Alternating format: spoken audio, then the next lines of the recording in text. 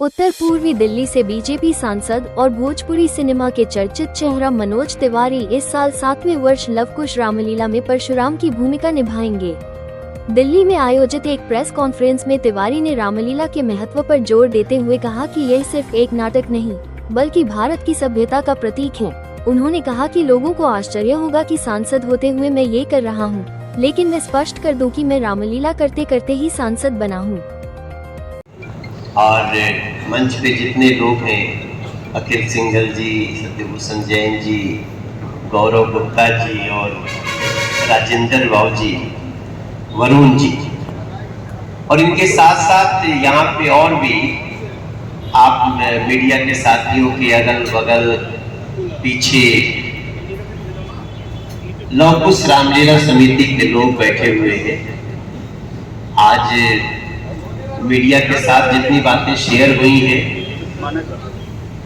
उसमें मैं अपनी खुशी जाहिर करता हूं कि मैं 7वें वर्ष में लवकुश रामलीला समिति में एक भूमिका करूंगा। और अगर किसी को यह आश्चर्य होता होगा कि मनोज तिवारी सांसद होकर ये काम करते हैं, तो मैं क्लियर कर दूं कि मैं यही करते करते सांसद बना। मैं सांसद बन के ये नहीं कर रहा हूं, मैं ये करते करते ही सांसद बना हूं, ऐसा मेरा विश्वास है। मैं जब बहुत छोटा था तब से रामलीला में भाग लेता हूं।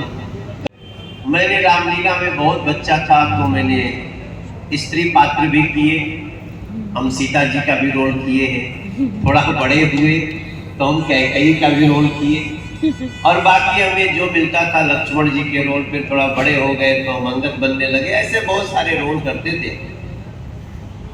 जब हम अपने गांव से बाहर निकले हैं तो हम इस विश्वास के साथ निकले हैं जो मैं शेयर करना चाहता हूं इस 2025 के रामलीलाओं के पहले, नवरात्रि के पहले, कि जितना इस देश में पुस्तकों ने नहीं राम को प्रतिष्ठापित किया है, उससे ज्यादा रामलीलाओं ने प्रतिष्ठापित किया। इसलिए हम रामलीला समितियों का बहुत आभारी हैं। लवकुश रामलीला समिति जो, जैसा भैया भाई साहब बता रहे थे कि 51 वर्ष इधर और सनातन धर्म रामलीला के तहत लगभग 99 वर्ष का सफर पूरा हो गया, तो मैं ये कहूँगा कि अगले साल इसके जब आप शतक वर्ष मनाए तो बहुत बड़े स्तर पे मनाए, ये हमारी आप सबसे प्रार्थना होगी। अपने आवास पे, मेरे आवास पे हुआ, मेरे आवास पे ही मेरा सम्मान हो रहा है, तो और सब तो अब मुझे अजीब लग रहा है, लेकिन आपने जो गदा दिया है ये बहुत अच्छा काम किया, क्योंकि इसकी जरूरत हम सबको राजनीति में भी पड़ती रहती है। गदा एक प्रतिज्ञा है, वो प्रतिज्ञा है सेवा की। और गणपति बप्पा आप ले आए सत्यभूषण जी, बहुत अच्छा लगा।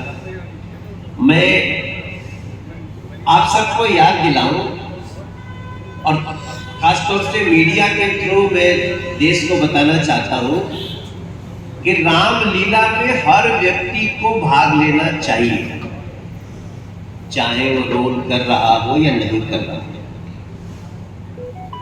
क्योंकि राम सिर्फ एक चरित्र नहीं है। राम हमारी सभ्यता है, हमारी संस्कृति है। हम सूरीनाम जाते हैं तो उतरते ही हमको आदमी बोलता है भैया राम राम। मॉरिशस जाइए राम राम, त्रिनिडाद गुयाना जाइए राम राम, फिजी जाइए राम राम, यहाँ तक कि देश के अनेक हिस्सों में जाइए, चाहे हम बिहार के गांव में घूमे या फिर दिल्ली के गांव में घूमे, हमारी यही बात है, ओ भाई राम राम। तो ये राम सिर्फ चरित्र नहीं है, इसलिए रामलीला में हर व्यक्ति को भाग लेना ही चाहिए। मैं तो ये कह रहा हूं कि भारत को और भी एक होकर विकसित होने के लिए दूसरे धर्मों के लोगों ने भी राम की चर्चा की। आप गुरु नानक देव जी को पढ़िए, उनके कीर्तन पढ़िए, राम और कृष्ण कितनी बार आते हैं। गुरु राम जी। जैनिज्म में जाइए, बुद्धिज्म में जाइए, राम हर जगह।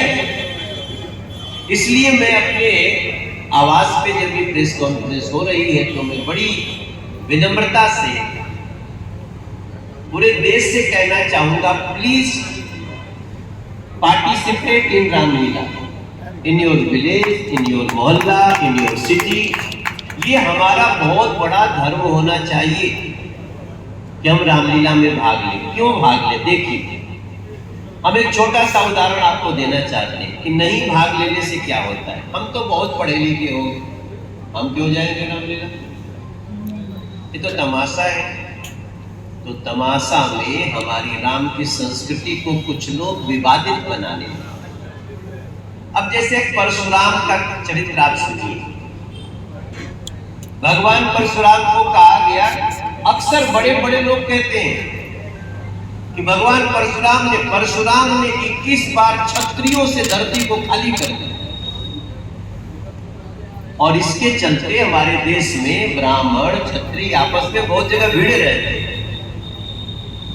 जबकि आप याद करें, जनक जी जिनके घर में धनुष रखा हुआ है शिव का, जिसको सफाई करते करते सीता जी ने उठा लिया, वो स्वयं क्षत्रिय है। जिसके धनुष टूटने से परशुराम को चिंता हुई और शादी में आ जाता। तो जनक जी भी तो क्षत्रिय थे, परशुराम जी ने उनको तो नहीं मारा।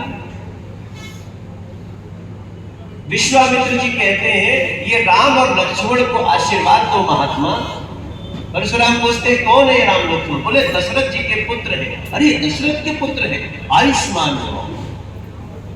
वो भी तो क्षत्रिय है। फिर ये कौन सी शक्तियां हैं जिन्होंने कह दिया कि परशुराम ने सारे क्षत्रियों को मार डाला?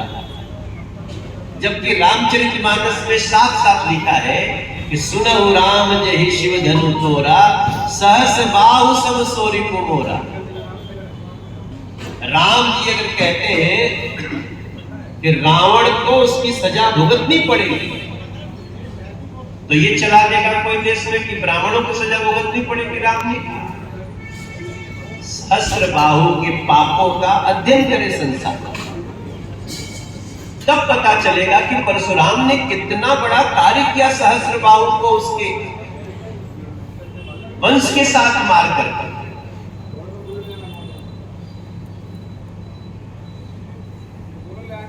अब रामलीला से नहीं जुड़ेंगे तो ये सब बातें ठीक। रामलीला में इसको यही चला दिया गया है। हमको खुद परशुराम बने तो पहली बार डायलॉग दिया गया कि देखो मैं परशुराम हूँ, क्षत्रियों को 21 बार दर्द करे, डायरेक्टर साहब इधर आओ, क्या गड़बड़ कर रहे हो?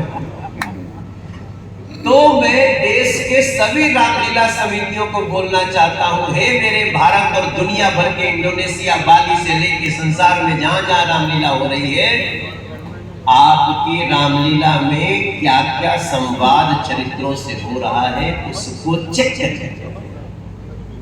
अब समाज जाए। अब इसी देश में कुछ लोगों ने ये बता दिया, लिख दिया पूरा। मैं तो मीडिया के सभी भाइयों से बोलूंगा, आपका जो डिजिटल होता है उस पे जाइए और महर्षि वाल्मीकि जी के बारे में जो ये दुष्प्रचार चल रहा है उसको मिटा दीजिए, अपनी भाषा लिखिए। लिखा जाता है, कुछ लोग लिखते हैं महर्षि वाल्मीकि जी डाकू थे।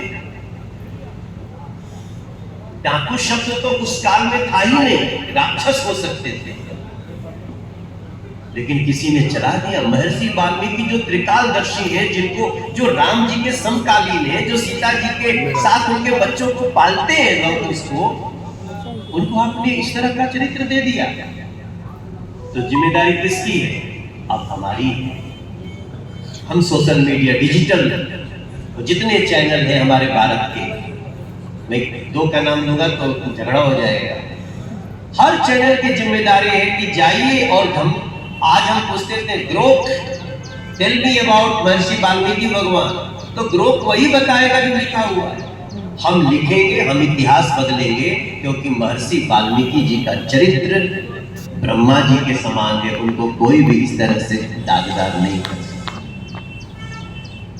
हम गोस्वामी तुलसीदास जी को कैसे जानेंगे? गोस्वामी तुलसीदास जी ने तो जो लिखा है, इसका कई लोगों को पता ही नहीं कि रामायण लिखी गई जब अयोध्या जी में मंदिर टूट गया था। दोस्तों बड़े बड़े विद्वानों का ये ध्यान नहीं है। 1577 में लिखी गई है रामचरितमानस, जब मुगलों का समय है। और रामचरितमानस के पहले 10 पन्ने पे पूरी कहानी लिखी हुई है, लेकिन कोई पढ़ता नहीं उसको। हम चाहते हैं कि अब डिजिटल दुनिया के लोग पढ़े और लिखें। शिव जी आते हैं, तुलसीदास जी को जगाते हैं, बोलते हैं अपनी भाषा में राम की कथा लिखो। अब आप सोचिए, मुगलों के समय जहां ऐसे धर्मांतरण होता था, जिस प्रकार से लोगों को इतना कष्ट दिया जाता था, तुलसीदास जी 2 साल 7 महीना रह के अयोध्या जी में और रामचरितमानस लिख लिए। और उसका परिणाम ये हुआ कि उस रामचरितमानस ने 500 साल बाद फिर से टूटे हुए मंदिर को पुनः भव्य मंदिर बना करके खड़ा कर दिया। ये है पुस्तकों की ताकत। और कुछ नहीं हुआ। लोग कहते थे खून की नदियां बहेंगी। हमारे देश के लोग इतने समझदार हैं, हिंदू हो, मुसलमान हो, सिख हो, ईसाई हो, उनमें कुछ लोगों को छोड़ दीजिए, जो पूर्ण समाज है वो इतना समझदार है कि राम जी का मंदिर बन गया। सब लोगों ने सुप्रीम कोर्ट का धन्यवाद किया और आज वहां देख लीजिए, दुनिया का सबसे ज्यादा इनकम अगर किसी मंदिर में हो रहा है तो वो भगवान राम के मंदिर में। तो मैं इन्हीं बातों के साथ आप सभी को लव कुश रामलीला में भी आमंत्रित कर रहा हूं। और हम तो कई रामलीलाओं से भी जुड़े रहते हैं। लव कुश रामलीला को विशेष धन्यवाद, क्योंकि इन लोगों ने हमारे घर पे आकर पेशी की। मैं इसको बुलाया, अन्नी हमारे बुलाने पे आ गए ना, तो इसके लिए मैं आप सबका बहुत बहुत धन्यवाद करता हूं। और अगर आपके मन में कोई प्रश्न हो तो हम लोग 2-4 प्रश्न लिया जा सकता है और उसके बाद हम लोग पीसी को समाप्त करेंगे। और इवन मेरे भी घर में भी छोटी छोटी बच्चियां हैं। जरा सा सान्विका को बुलाओ भाई। मेरी बच्ची 4 साल 8 महीने के आपको आदि रामायण की कथा सुना देगी। बच्चों का इंटरेस्ट आ रहा है इसमें। तो उनके लिए अखिल जी उसके चेयरमैन हैं, विकेश सेठी हैं, वहां भी मैं 28 तारीख को हूँ। हम जो आपको थोड़ी देर बताए ना कि जो हम राम कथाओं की समीक्षा सार कर रहे हैं, हम वैसी राम कथा भी शुरू कर रहे हैं। तो हम कई जगह वो भी कर रहे हैं। इधर द्वारका में राजेश गहलोत जी की रामलीला, जो राजेश गहलोत जी अब नहीं रहे हमारे संसार में, पीएम गए थे वहाँ। हाँ, हम अशोक गोयल जी प्रीतमपुरा में कर रहे हैं, वहाँ भी हमारा कार्यक्रम है। और इसके अलावा हम इसी दौरान नवरात्रि में बैंकॉक भी रहेंगे जागरण के लिए। तो हमारे कार्यक्रम हम इस 11 दिन में 19 कार्यक्रम कर रहे हैं। हमारा जो राम कथा विस्तार का है, संगीत का है, वो चल रहा है।